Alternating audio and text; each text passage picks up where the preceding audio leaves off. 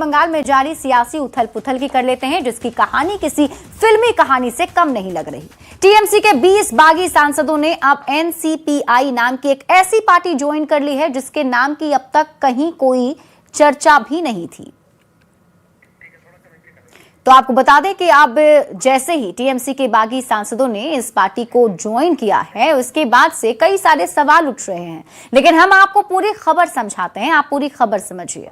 ममता बनर्जी की पार्टी में टूट के मायने को आपको समझाते हैं। देखिए, ममता बनर्जी की पार्टी में टूट हुई है, जिसमें 20 बागी टीएमसी सांसद हैं जिन्होंने एनसीपीआई यानी nationalist citizens party of India join कर ली है। यानी ये 20 सांसद टीएमसी से अलग हो गए हैं। 2023 त्रिपुरा विधानसभा चुनाव से पहले एनसीपीआई बनी थी। लोकसभा स्पीकर ओम बिरला को अपने फैसले की जानकारी इन सभी बागी सांसदों ने दे दी है।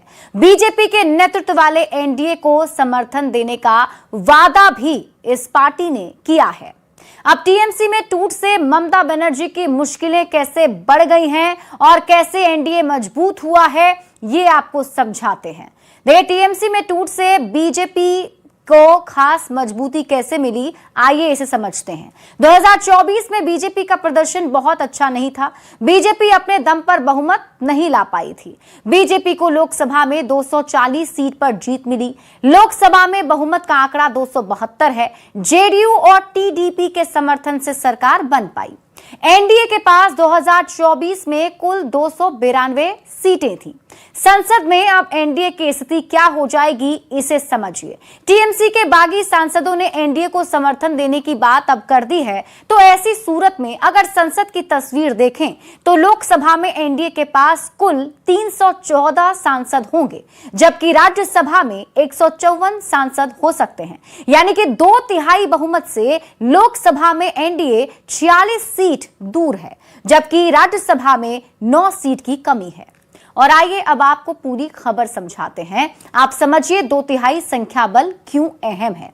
संविधान संशोधन के लिए 2/3 संख्या बल की जरूरत होती है, और हाल ही में आपको याद है नारी शक्ति वंदन अधिनियम पास सरकार नहीं करा पाई थी, और अगर संसद में एनडीए के पास बहुमत होता तो ये बिल पास हो जाता, जिसका फायदा आने वाले चुनाव में मिल सकता था। और अब जबकि ये बागी सांसद उसमें शामिल होने की बात कह रहे हैं तो तस्वीर बदल सकती है।